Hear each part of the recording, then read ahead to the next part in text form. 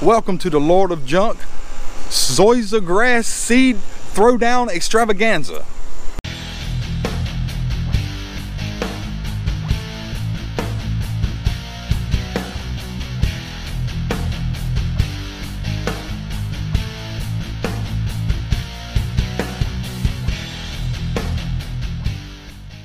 What's up, everybody? I wanted to tell y'all I hate sand. Look at this. You see all this? Look at that. The only reason why it's as green as it is right now is because we've had rain and I've been running that irrigation system that I just built. I've been fighting this sand and hating it since I moved in this house 6 years ago. It gets tracked in the house. The dog walks around, gets it on her paws, and it gets all over the hardwood floor. You're constantly having to sweep and stuff. And the best way to keep that from happening is to get some good grass growing back here. Now I'm gonna go with Zenith zoysia, because zoysia is a type of warm season grass that makes a thick mat, and it should keep the sand down where it belongs, you know, under the canopy of the grass. All right, now before we start this project and these videos on this grass, I'm going to tell everybody, it's a little disclaimer. I'm no expert, but I hated sand and I've wanted a good lawn for so long. I've done a lot of research and I've tried to get it from credible sources like universities. NC State Turf Files is a good source. A lot of pro blogs, and you know, any of your pro guys that are on YouTube, those are good places. They give out a lot of good information, and that's where I've gotten most of my stuff from. But I've done a lot of reading, but there's a possibility that this might not work. There's a possibility I might tell you something wrong. I will try. If I find out it's wrong, I'll try to make that up. But I just want to tell everybody that before we even get started. I mean, really, most of my experience came from growing vegetable gardens when I was a kid with my grandparents, and I was in FFA for all 4 years of high school, and I remember all those ag classes, and some of that crosses over, but that's about it. I said all that to say that if this is successful like I think it is, that means you can do it too. So don't be scared. Now let's start off with the background. Not a long time ago, last year in August, I went and got a soil test done. And that's something I do recommend that you should do if you're going to try to undertake a project like this. You've got to know what's in that soil so you'll know where to work forward from there. The good news is in most states, if you're in North Carolina like me, you can go right to your local extension office and it's free. You just they give you a little Chinese box, it looks like Chinese food box, and you put your dirt from your yard in there, and you give them your email address, and about a week to 2 weeks later, they'll send you a detailed soil test report. More on that later in this video. The next thing I want to talk about is your soil temperature and your timing. You got to have at least a 70-degree soil temperature for this to be successful with zoysia seed. And also you want to put the seed down 90 days before your first frost so it can throw down roots and thicken up enough to survive the winter. Now if you're probably in a place like Florida or South Texas, that might not be as big a deal, but you definitely got to make sure it's in 90 days before your first frost date. Now speaking of soil temps, if you don't know what your soil temp is, you can either get a probe and put it in your soil, but let me show you something a little easier. Go right to Google, put in Greencast soil temp, and it'll say soil temperature maps. There we go. And let it load up. And it says my current soil temp is 89 degrees, and it gives you the averages. Now something that's really cool is it gives you a 5-year and a 10-year average. So that'll give you an idea of what you can expect going forward, you know, in the future after you put the seed down. The next thing you're going to need is a reliable, affordable source of water. If you watched the last few of my videos, I was installing this irrigation system. That's why. You're going to need a lot of water to bust those seeds open, and it's going to take, zoysia seed takes up to 28 days to germinate, and you're going to want to keep it damp the whole time. So if you have a high water bills, you might want to figure that side of the game out before you start spending a lot of money on seed and attempting this yourself. The next thing you got to do is measure your yard, measure the area that you want to put down seed in. Now I already done that because I had to do all that. If you look back at my irrigation videos, I had to measure that to set that whole thing up. So I'm pretty good there. I know how much seed I need. Zoysia seed goes down at 1 to 3 pounds per 1,000 square feet. So you figure out your square footage, length times width, and then you put down 1 to 3 pounds. I'm going at about, I bought 6 pounds, and I got 2,500 square feet in the back. So that's gonna put me right in the middle. Also, knowing your square footage is gonna help you buy fertilizer and any other products that you'll need in the future. Now, the very next thing I'm gonna do before I do anything else is I'm gonna start trying to correct things on my soil test. My soil test was super low on potassium. That is one of your main nutrients you need to have. I went and purchased this sulfate of potash, and I'm gonna put it down before I even kill the weeds, just to get it jump started. This is a 50% potassium product, and it's also got sulfur in it. This, if you can find muriated potash, it's a lot saltier from what I understand than this is. So if you got to get heavy-handed with your potassium, go for the sulfate of potash. I'm gonna put this down. I'm gonna put a full pound of it per 1,000 square foot in this yard before I do anything else.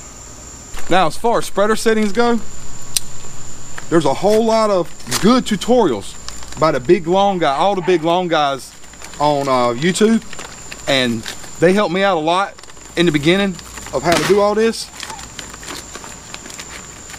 If you don't know how to use a spreader and how to calculate it, go check one of those out.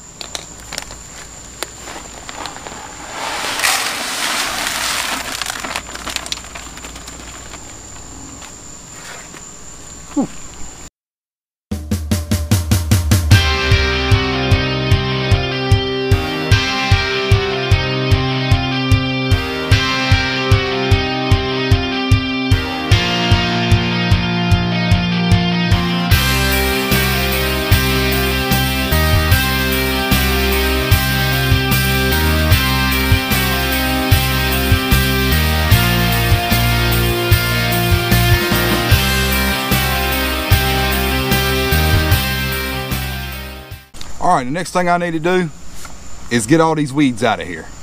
How am I gonna do that? Glyphosate. Now, before anybody says anything, you know, you hear about, well, glyphosate gives you cancer, I don't want to spray stuff. Look, hey, it's hit or miss on that stuff. I don't have an opinion. Some of them scientists say that it gives you cancer. Some of them say it's less poisonous than caffeine. What do you know? I'm just a dummy, I don't know.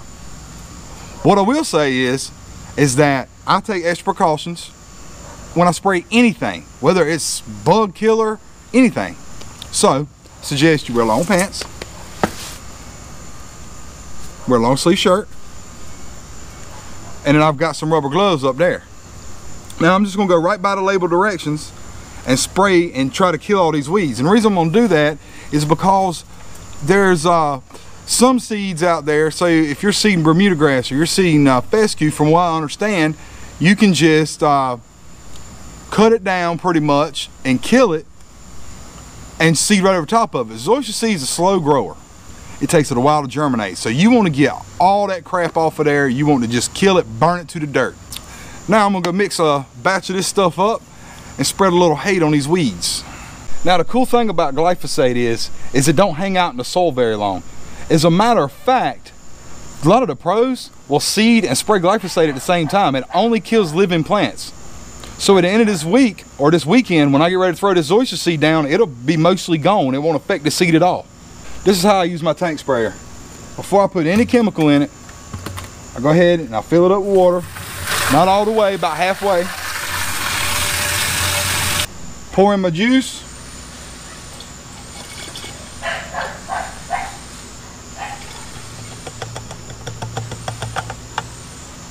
Then I fill it the rest of the way up.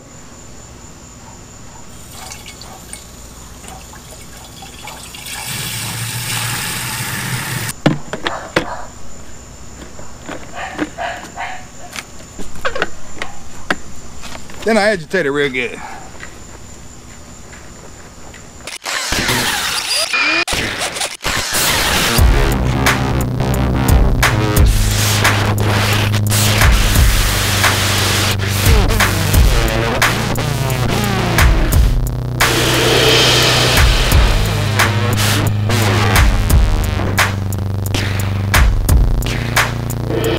All right, I'm done spraying. Anytime I spray anything, it's just me. I got a washing machine and dryer in my garage. So I just strip down in there, and all my clothes, my boots, everything, I leave right in there, throw them right in the washing machine, go take a shower. That's how I stay safe using this stuff. Well, I guess we'll come back in a day or two and see what it looks like. Yes. Look how crispy. Crispy, crispy. Dead weeds everywhere. Missed a spot right there though. It's gonna be all right though. All right, it's time to get to work. Check out what I got over here.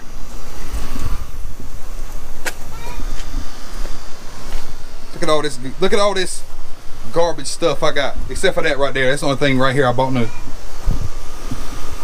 Old lawnmower my brother gave me that didn't work. Old weed eater that my father-in-law gave me that didn't work. I fixed that. This came from dude's house. It was headed to the scrap pile. I fixed that. Y'all know about that tiller. Go look at my first video I ever did on YouTube. Like I said, I bought this. And I picked this up the other day off Facebook Marketplace. And I'm gonna explain why I got both of those later on in the video. You know what's funny? I got that off Facebook Marketplace for $20. That drop spreader right there. And I was just looking at a guy I follow on YouTube, and he's got a channel called Long Time Coming. His name's B. Davis. Go check him out. He's got a whole video on doing Facebook Marketplace lawn equipment finds called Balling on a Budget.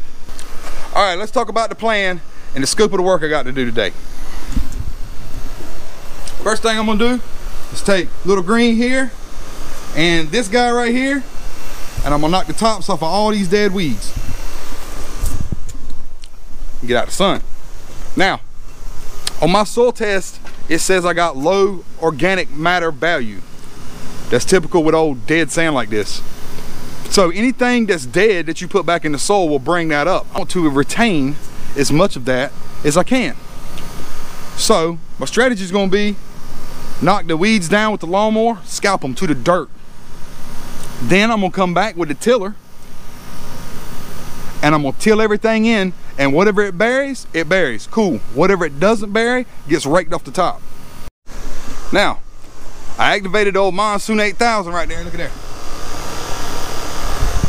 Activated him for a few minutes so it won't be so dusty, because it ain't rained all week, and when you get out here on this dry sand with a lawnmower, it blows dust everywhere.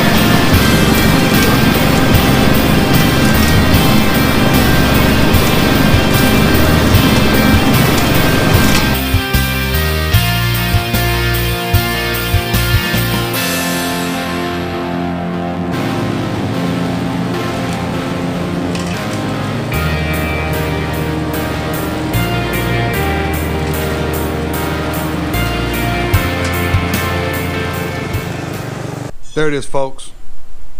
Scalp to the dirt.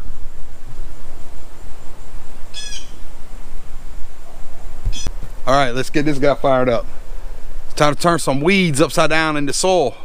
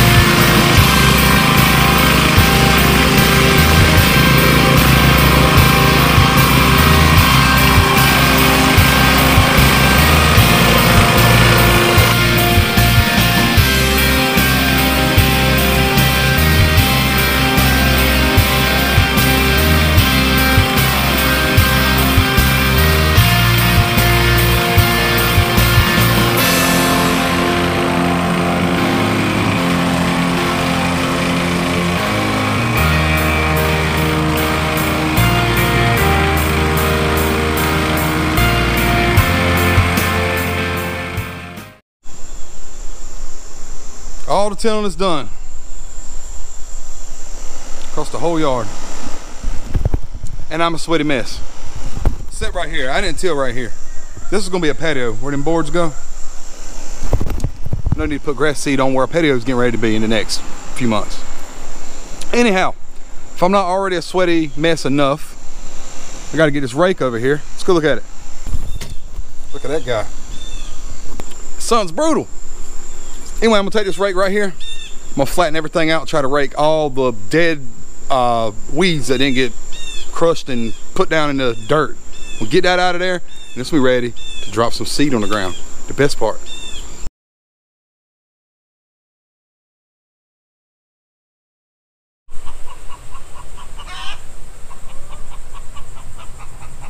Look at that. It's hot. So I started raking last night and thought I had some pretty good footage of leveling this yard out with that rake.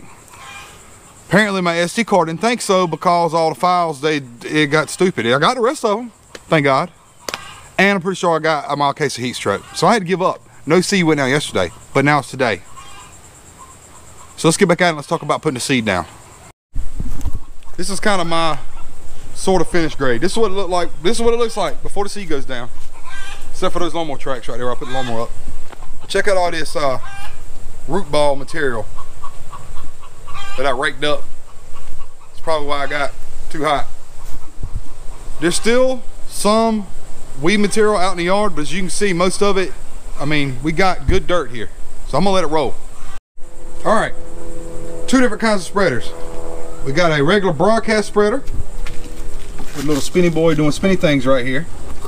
And this thing right here is called a drop spreader. My $20 Facebook Marketplace deal. Look, it's even got the stickers on it. It's hardly used.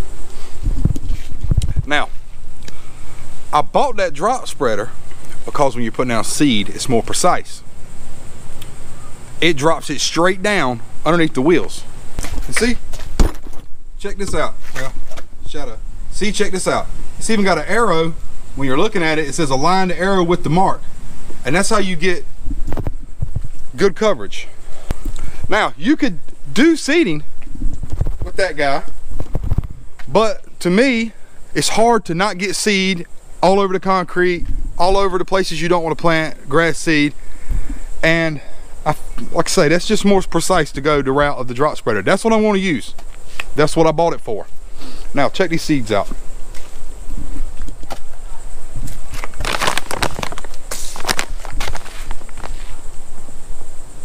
Look how tiny they are.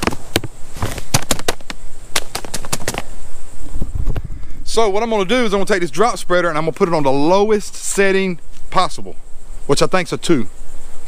And I'm gonna start going and using my tire tracks, and I'm gonna try to get a nice even coat of seed all the way across this yard. I'm gonna actually put down I got 6 pounds of seed. I'm gonna actually put down only 5 pounds. I'm gonna save 1 bag of seed just for slips. And hopefully I'll have seed left over after I go across the whole yard and I can just make another pass. That's the plan.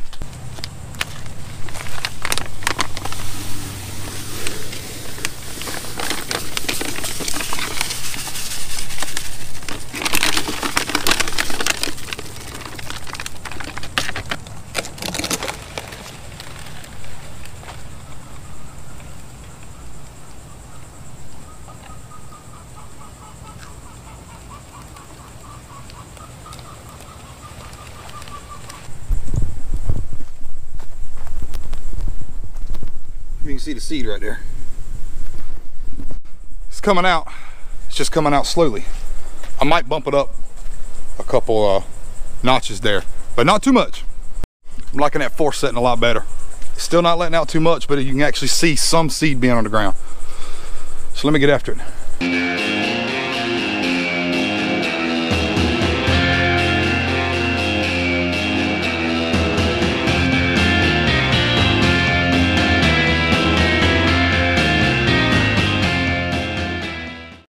I don't know how well the camera's picking it up. This is 2 passes on setting 2. This is 1 pass on setting 2. You see it's quite a bit heavier there. You probably could get a lot higher rate, not a lot higher, to get that 2 pass. I'm just gonna do 2 passes and keep it pretty much where it's set at. There's no, I couldn't find any drop spreader, I couldn't find any drop spreader rates for pounds on the ground. I'm trying to get that magic 2 number. And as you can see, I still got a whole lot left. I'll get it figured out. Whew. I'm done with seeding. I ended up doing 2 passes on a 4 setting and 2 passes on a 6 setting. So it means you probably, I don't know how much it increases on this drop spreader, but you probably could do 1 pass or 2 passes on a much higher setting than what I did. But I was just making sure that I got it all even. But there's 5 pounds evenly spread across this whole thing, and I ran out right about there on that 2nd pass. So I feel like I did a pretty good job of it.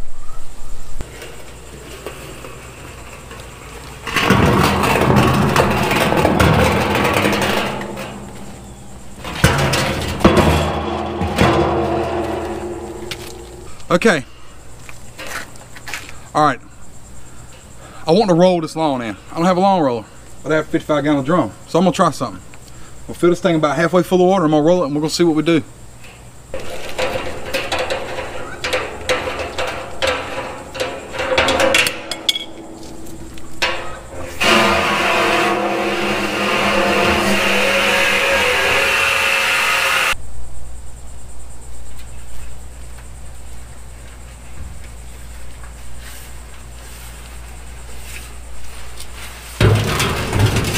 I'm gonna call this redneck lawn roller a success. I didn't know how this was gonna turn out. But look, you can see where I rolled it there and back. You can see where I haven't rolled it. The only thing is it's got, if you went and bought or rented a lawn roller, it wouldn't have those ridges in it, but I really ain't worried about that. This is free. It's good stuff. Now let me roll the rest of this lawn, I'll get back with you. Final result after rolling the dirt there.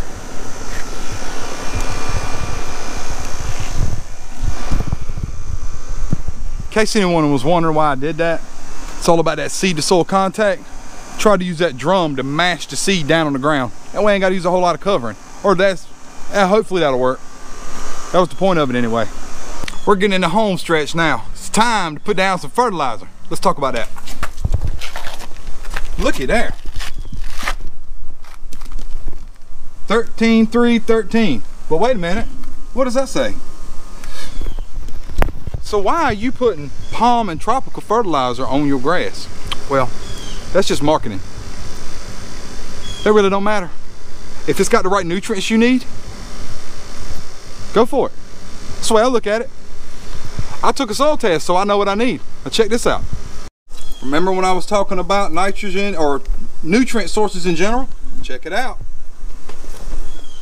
Sulfate of potash, and also it's got slowly available sulfate of potash, slowly available nitrogen from coated urea, and it's got a small percentage of those in there, but it's got fast release and slow release in the same bag, and it's got that magical sulfate of potash. And what you got to know is that for every pound of nitrogen that you put down on the ground, it's going to absorb a ½ pound of potassium, whether it's there or not. Now I'm deficient, so that means I always need to put down at least a 1-to-1 ratio. Sometimes I need to put down more.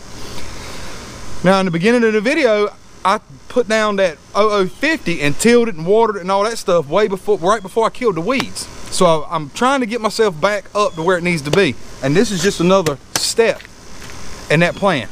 Stir out some nitrogen and some potassium and a little bit of phosphate or phosphorus. I messed that up. And then we'll talk about watering. Now this sweet fertilizer calculator from Purdue online says I need to put down 19.23 pounds across this entire yard to get 1 pound of potassium, 1 pound of nitrogen. That's a sweet little tool. Just search fertilizer calculator and go to the one that Purdue University puts out. Now, this is a refrigerant scale. I have one of those because I do AC work occasionally on cars. You might have seen my video on that. but also use it to weigh fertilizer. Now what I'm gonna do is I'm gonna start pouring, it's a 50-pound bag, I need 20 pounds in the hopper. So I'm gonna start pouring it in there little by little and keep weighing it until that bag says 30, then I know there's 20 in the hopper. Now you don't have to buy no fancy refrigerant scale, you can use a bathroom scale, or you can use a fish scale and use a bucket.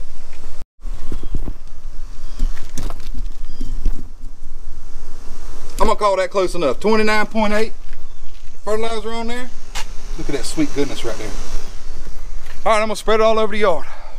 Get back with you in a minute. We'll talk about the watering schedule.